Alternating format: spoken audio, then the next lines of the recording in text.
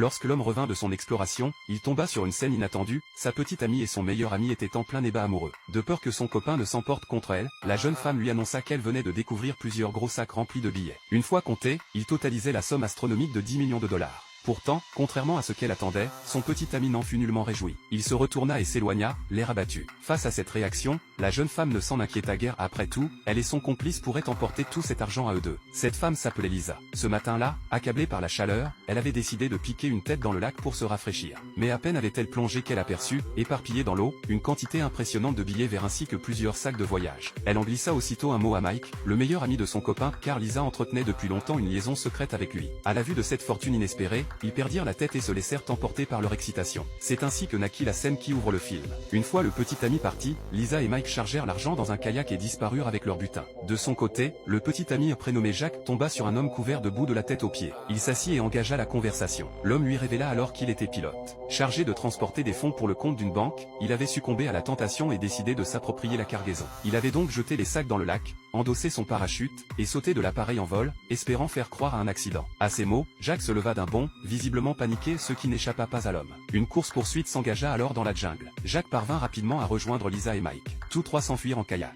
Une fois à terre, ils découvrirent une galerie d'égouts et décidèrent de l'emprunter pour s'échapper. Mais au bout du tunnel, le passage était obstrué par de la résine solidifiée. Lisa sortit son couteau et se fraya un chemin à coups de lame.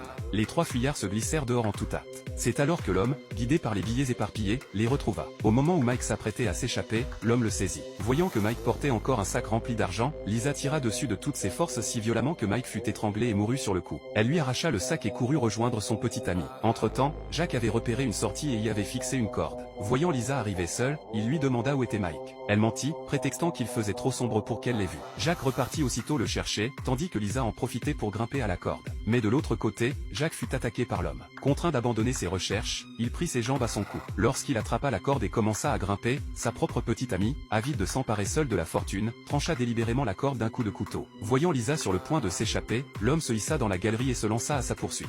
Il la rattrapa au dernier moment et la traîna en arrière. Face à elle, il lui fit une proposition sordide, coucher avec lui en échange de la vie sauve. Lisa fondit en larmes, le supplia de la laisser partir, puis l'accabla d'insultes. C'est à cet instant que Jacques, miraculeusement survivant, surgit et assomma l'homme d'un coup de marteau. Alors que Jacques récupérait le sac d'argent, prêt à repartir avec elle, Lisa ramassa l'arme de l'homme, et braqua le pistolet sur son propre petit ami.